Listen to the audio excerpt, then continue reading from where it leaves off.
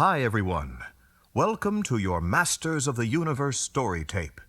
Sit back and relax. It's time to start our exciting story, The Secret of the Sword.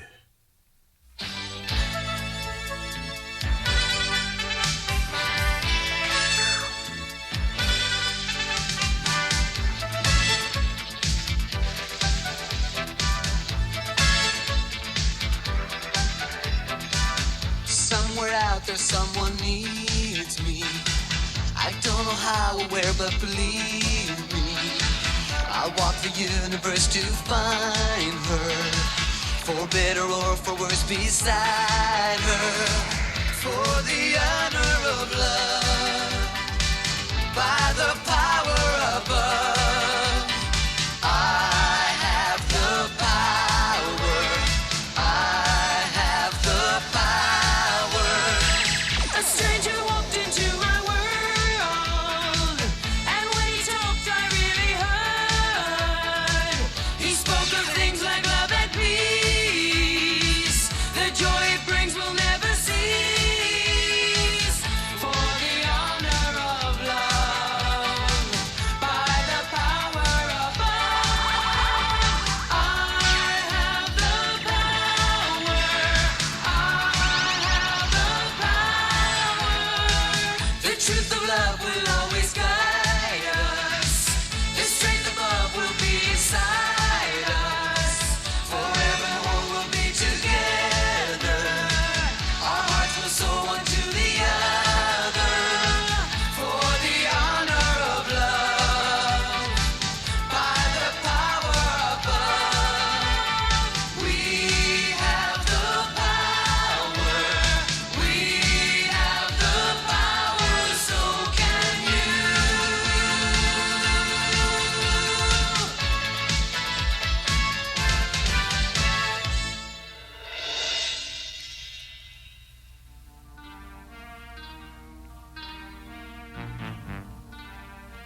It was night at Castle Grayskull.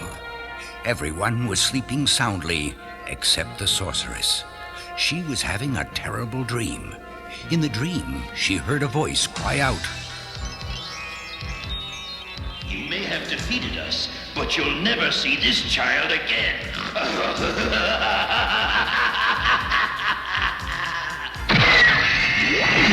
Waking from her dream, she shouted out a mysterious name. Adora! The sword!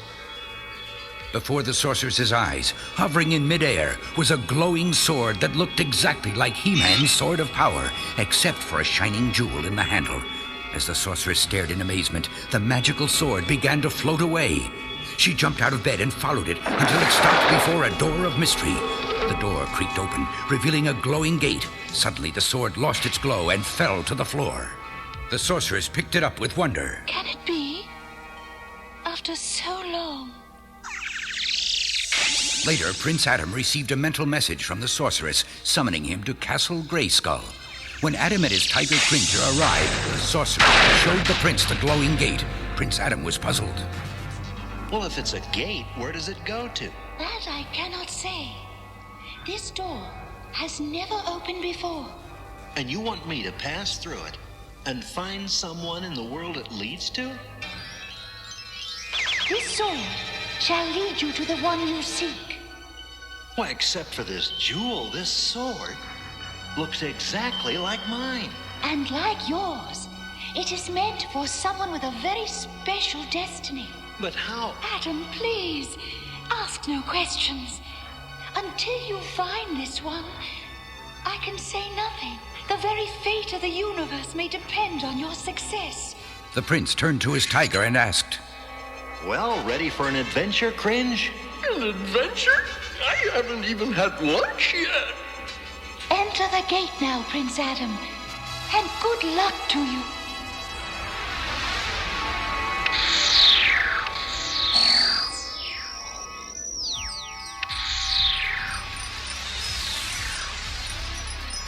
After walking through the glowing gate, Adam and Cringer found themselves in the world of Etheria. They continued on until they came upon the village of Thamor. Finding an inn where they could eat, Prince Adam and Cringer went inside. Seated in the corner was a handsome young man named Bo. On his shoulder sat his pet Cowl, an owl with butterfly-like wings. When Bo spotted Adam, he asked Cowl, You think he's a spy for the Horde, Cowl? It seems quite unlikely, Bo. The only time a horseman ever smiles is when he's doing something awful to someone. A few minutes later, 3 Horde troopers entered the tavern and immediately started trouble. They attacked the harp player and destroyed his harp. Adam and Bo jumped into the battle. The troopers were strong, but clumsy, and were no match for the 2 young men.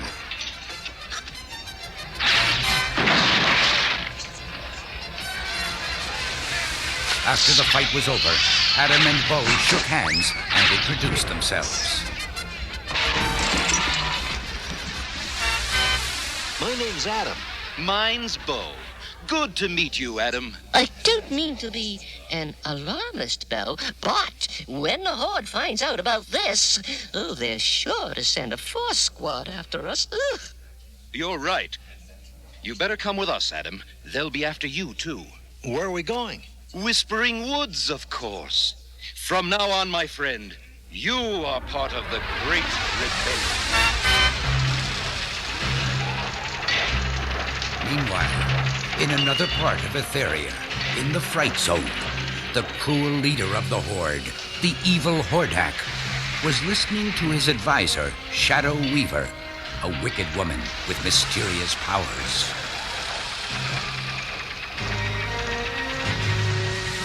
Well, my dark magics have told me that a stranger from another world has come to Etheria, and he brings with him the seed of great trouble for the Horde.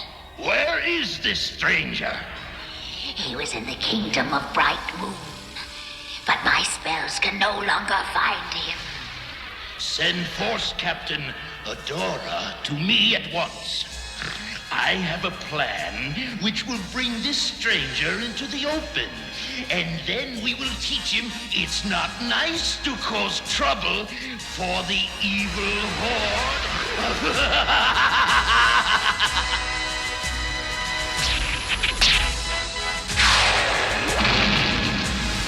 While Hordak was making his evil plans, Adam and Bo arrived at the rebel camp in Whispering Woods. There, Bo introduced Adam to the rebel leader, a young woman named Glimmer. Glimmer, this is Adam. Pleased to meet you. Adam helped me teach some Horde troopers a lesson in Thamor. Glimmer's mother, Queen Angela, had been captured by the Horde, and Glimmer lived for the day when the rebels would defeat them and set her mother free. Just then, a witch and her broom crash-landed in Whispering Woods. It was the lovable Madame Raz and her talking friend, Broom. Glimmer ran to help her. Madam Raz, are you all right? Oh, dearie my, yes. But there was something important I had to tell you. Now, what was that again? The village of Thamor, the Horde. That's it! The Horde has placed the entire village of Thamor under arrest. When they heard the news, Adam and Bo realized it was their fight with the Horde troopers that caused the problems for the people of the village. Together, they vowed to help. Gathering Glimmer's band of rebels, they returned to Thamor, where they saw a terrible sight. Glimmer cried out, It's a Horde slave transport, and they're loading the villagers into it. The rebels had to stop the Horde villains. Even though they were greatly outnumbered by the Horde troopers, Glimmer's troops fought bravely. Just when it seemed that the rebels would be defeated, Prince Adam transformed himself and Cringer into He-Man and Battle-Cat. By the power of Grayskull!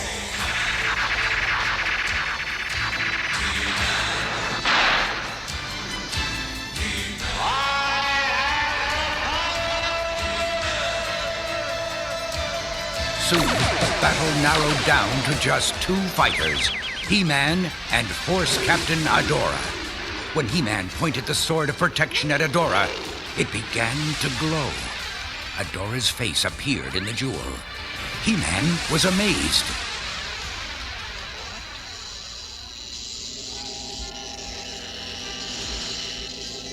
Why, you're the one I came to find. Is that so? Snarled Adora, and she quickly signaled a Horde trooper to fire off a blast from his energy baton, sending He-Man crumbling to the ground. You're mine now, stranger. You and this curious sword. When Adora brought her prisoner to Hordak, the evil ruler imprisoned He-Man on Beast Island. But Madame Raz used a magic spell to find out where He-Man was.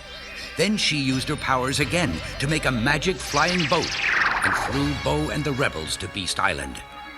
But before the rebels could attack, the evil Hordak struck again. He shot down their flying boat, and they crash-landed on the island. He-Man was held down by glowing magical chains in the plunder room when Adora came to him carrying the sword. I'm Adora, Force Captain Adora. And your name? My name is He-Man. This sword you carried intrigues me, He-Man. It feels as if it were made just for me. I thought it was. And now you don't. I was to give that sword to someone who served the forces of good. But you serve the forces of evil. Evil? You're the one who serves evil, Rebel. I serve the rightful rulers of Etheria. You can't believe that. Haven't you seen how the Horde treats people? Well, I've spent most of my life training in the Fright Zone. There's been little time to see the rest of Etheria. Then why don't you do it now? Or are you afraid of learning the truth about the Horde? I'm afraid of nothing. Then you'll go? I'll think about it. Adora mounted her horse, Spirit, and headed for the prison gate. Halt! State your business! Force Captain Adora on a secret mission for Hordak. Open the gate, trooper. Once she was off the island, Adora told Spirit, Well, Spirit, now we'll prove to ourselves that He-Man was lying, huh? Meanwhile, back on Beast Island, the rebels found He-Man. But before they could free him, Hordak and his villains entered the plunder room, and Shadow Weaver put all the rebels under a spell. He-Man shouted in a rage. You villain, what have you done to them? They are merely paralyzed for a time. Better to ask what I will do to them if you do not tell me why you have come to Etheria. When He-Man refused to talk, Hordak left, warning that he would be back to get He-Man's answer. Once they were gone, Cowl came flying in.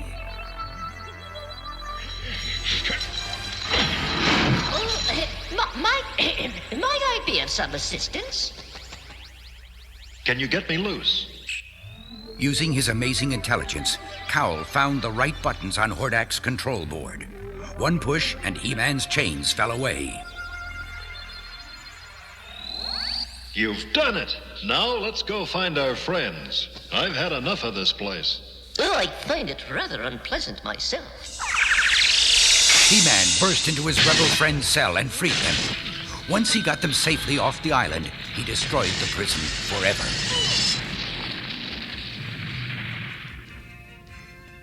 Well, that's one prison the Horde will have to do without. Meanwhile, Adora had been wandering through Etheria and seeing for herself how cruelly the Horde troopers treated the people. Returning to the Fright Zone, she faced Hordak and Shadow Weaver.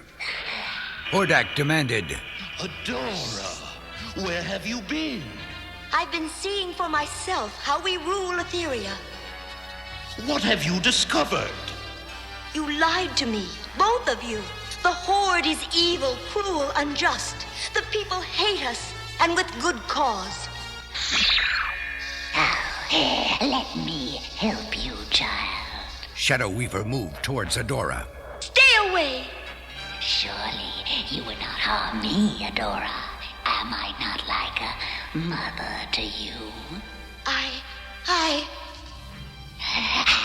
You will see things clearer after some sleep. said Shadow Weaver as she put Adora under an enchanted spell. Hordak was worried. First this He-Man arrives, and now Adora turns against me. Well, remember who she really is. Yes. Hordak would stop at nothing to keep Adora loyal to him and to destroy his enemies. He had devised a dangerous new weapon, the Magna Beam Transporter, which could send anything or anyone wherever he wished. Its energy ray was powered by draining the strength and willpower of captured rebels, Hordak boasted. Once the Magna Beam is at full power, I will transport the entire Whispering Woods to the Valley of the Lost, and all the rebels with it. Back in Whispering Woods, Glimmer tried to persuade Adam not to go back and fight Hordak. But Adam, mission or no mission, it's foolish for you to go to the Fright Zone. Oh, you'll be captured. Stay with us in the safety of Whispering Woods. Well, even the Whispering Woods are not safe from the Horde. I have to get going. Once he was out of Glimmer's sight, Adam transformed again into He-Man. By the power of Grayskull!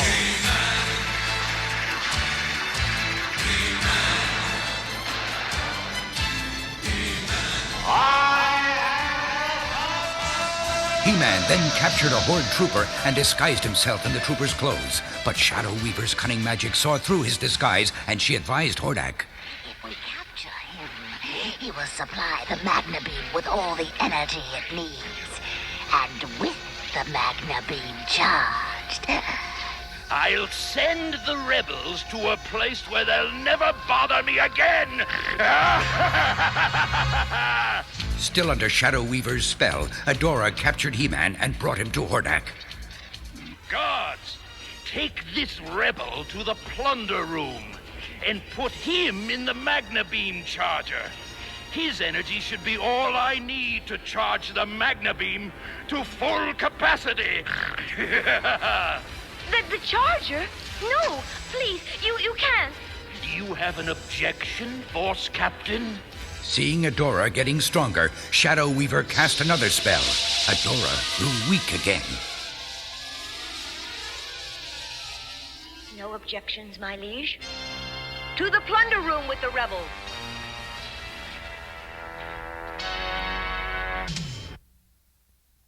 That night, Adora's sleep was disturbed by strange dreams.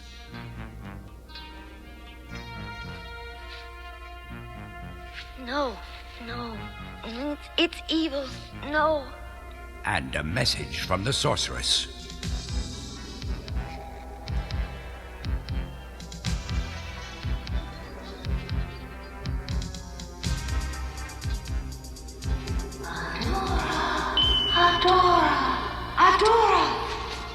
Adora awakened with new strength. Something strange is happening. I don't know what it is, but I'm going to find out. Adora went immediately to the plunder room, where she saw how He-Man's strength was draining. Then the face of the sorceress appeared in the jewel of her strange new sword. The sorceress spoke. Adora, the time has come for you to seek your destiny. You must throw off the enchantments that have made you a slave to the Horde's will. Let your heart guide you toward the path that you know to be right. And let this sword give you the strength to follow that path. Use that strength to protect the weak and to help right the wrongs committed by the Horde. And let your first duty be to this man about to be enslaved by the Horde. A rebel warrior? He is no ordinary rebel, Adora. He is He-Man, hero and champion on the side of goodness. But to you, Adora, he is also something more. Adora, the Horde stole you from your parents when you were a tiny baby. So you never knew your mother, and you never knew your father. But you also had a twin brother. This man is your brother, Adora. And Adora, he needs your help. For the honor of Grayskull, Adora. For the honor of Grayskull? For the honor of Grayskull! In a burst of magic, Adora transformed into She-Ra, the Princess of Power.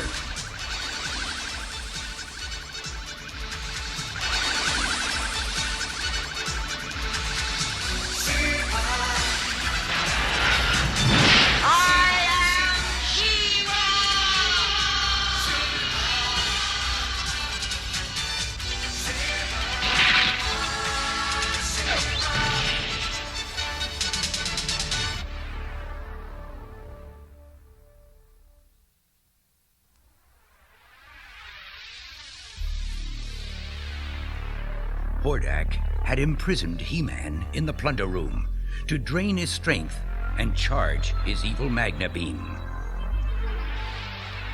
Now that she knew the truth about herself, She-Ra was determined to help her long-lost brother. Oh, my brother. What have they done? Can I do anything? The guards will be here any second. Who are you? A friend who wants to help you. The sword of power. My sword. Of course, the sword of power. She-Ra tossed He-Man his sword, which he hid just as Hordak and his guards burst into the room. Hordak was pleased to see how weak He-Man was, and how his Magna Beam was now fully charged. Guards! Take these rebels at your leisure. I shall go upstairs to activate the Magna Beam. Magna Beam? What's a Magna Beam? Don't ask. We have to stop him. I'll take care of that. You go warn the rebellion. Right. Good luck. As she mounted her horse Spirit to ride away, She-Ra called, Go, Spirit. Before her eyes, Spirit was transformed into a winged unicorn.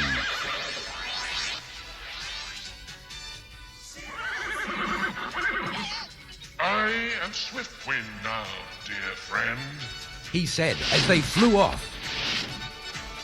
Meanwhile, back in the prison, He-Man followed Hordak up to the roof and surprised him at his Magna Beam by pushing up through the floor. Pretty good, Rebel, but not good enough.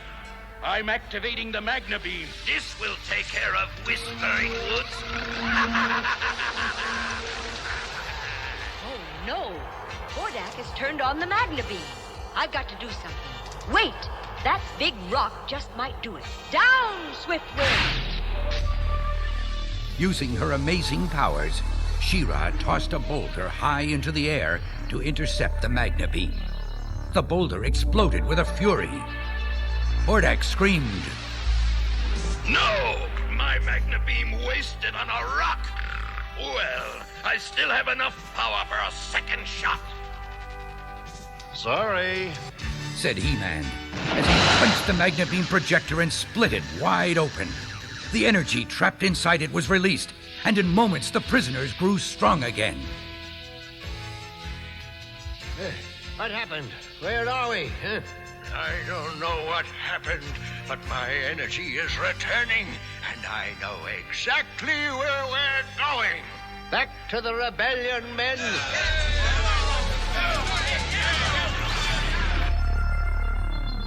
Enraged that his Magna Beam projector was destroyed, Hordak turned on He-Man. But She-Ra swooped down on Swiftwind and carried He-Man off. Poor Hordak. He's had a pretty frustrating day. Thanks for the rescue. By the way, you were just in time. Well, what are sisters for, anyway? Sister? What do you mean? He-Man, I think we have a lot to talk about. Once She-Ra explained how the sorceress appeared to her and told her who she really was, the sorceress appeared again. This time, she spoke to He-Man and She-Ra together. Many years years ago, twins were born to Randor, King of Eternia, and his queen, Marlena. Those babies were you, Adam, and Adora. My parents. My real parents. To have two such fine children brought great joy to the king and queen. But that joy was soon to turn to sorrow. And the cause of that sorrow was a force from another dimension. A force known as the Horde. Led by a vicious tyrant called Hordak, the Horde attempted to conquer Eternia. But they were no match for your father's brave soldiers and the magic of Castle Grayskull. So Hordak hatched a vile plot. He knew you were both destined for something special, though he did not know exactly what. So he crept into the palace, determined to steal you both away. With him went his favorite pupil, Skeletor. Once the sorceress had finished the story of the kidnapping, She-Ra exclaimed, My whole life has changed because of this sword. I know. And you should give yourself some time to think things over. But there is something you can do right now. What's that? Give your brother a big hug. He-Man and She-Ra hugged each other, then transformed themselves back into Adam and Adora. They returned to Whispering Woods and surprised the rebels with the news that their former enemy, Force Captain Adora, was really Adam's sister. That's right. Adora's my sister.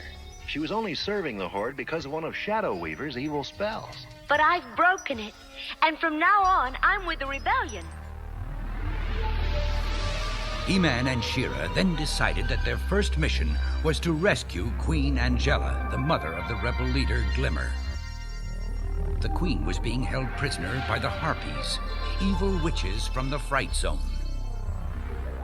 The mission was a success, and it was a happy scene when the mother and daughter were reunited. Adam and Adora then decided to return to Eternia so that Adora could meet her parents. They traveled through the same glowing gate that had brought Adam to Etheria. But Hordak, flying overhead, spotted them. No! I won't let her escape me! Take the controls! He cried to Shadow Weaver. In an instant, Hordak transformed himself into a mini-missile. He blasted off and rocketed through the glowing gate just before it closed. The Evil Horde had returned to Eternia once more.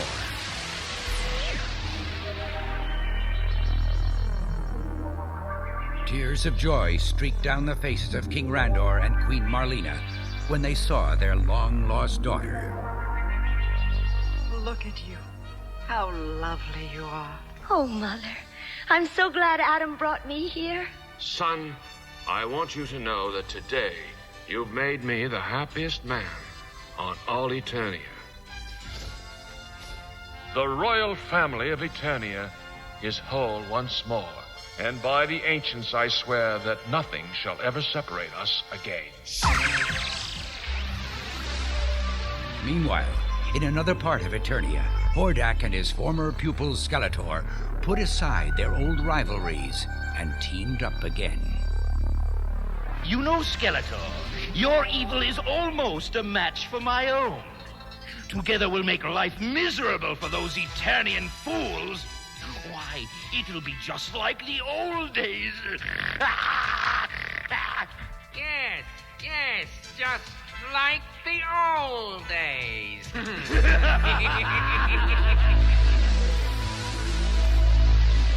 Hordak was determined to steal Adora back, and with Skeletor's help, he cleverly disguised himself as a chef to sneak into the palace. When the new chef's cake burst open, Hordak jumped out, firing stun rays at everyone. He grabbed Adora in his arms, and before anyone could stop him, he fled the palace with his prisoner. When the stun rays wore off, Prince Adam transformed into He-Man, then appeared before Queen Marlena. Oh, He-Man, they've taken my little girl from me again. Please get her back. I will, Queen Marlena. That I promise you. Back at Snake Mountain, Hordak was preparing to step back through the glowing gate, taking Adora with him, but Skeletor had other ideas. I'm afraid the the plan has been changed, old friend. I have better use for the Princess of Eternia than you. What? Skeletor and his henchmen pushed Hordak through the gate. Skeletor! You traitor! And now, Princess, I must decide what to do with you. Oh. Adora was very clever. She pretended to faint, and when she was alone in the dungeon, she transformed into She-Ra. For the honor of Grayskull!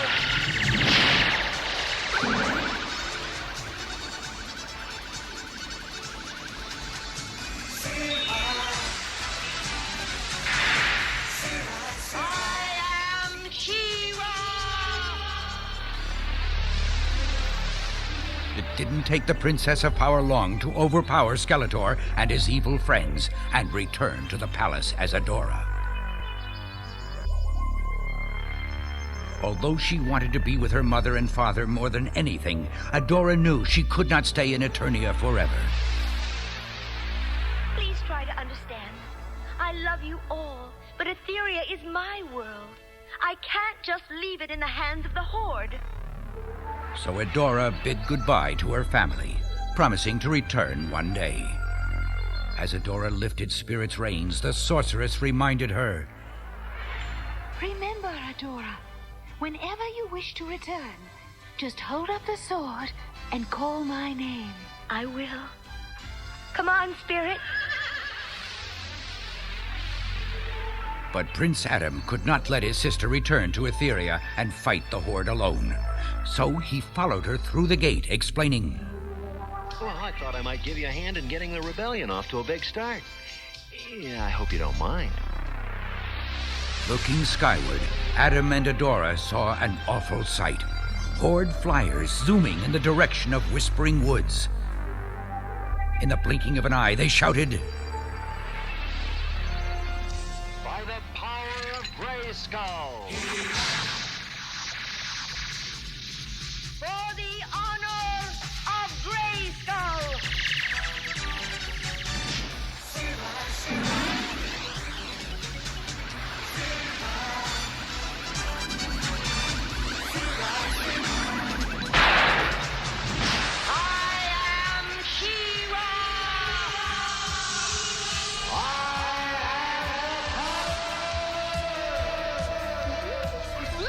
Looks like double trouble, said Cringer.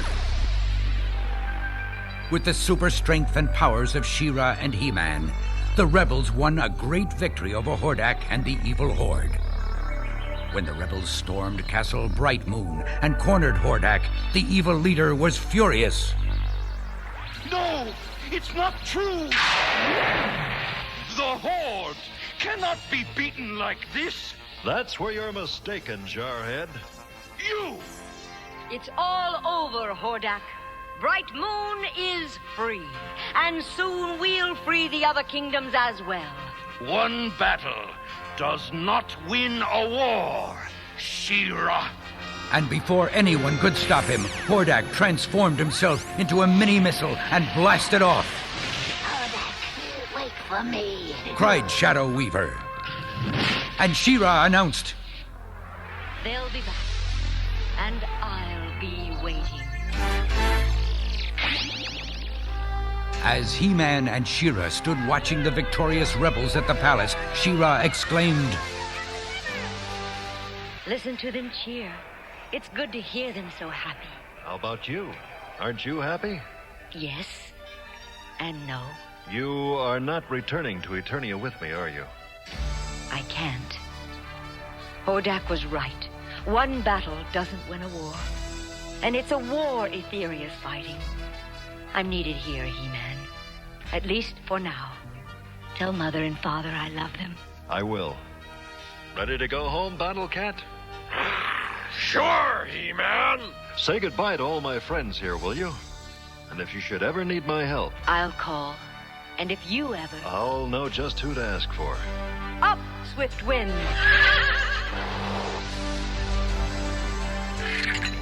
Farewell, She-Ra, Princess of Power! Farewell!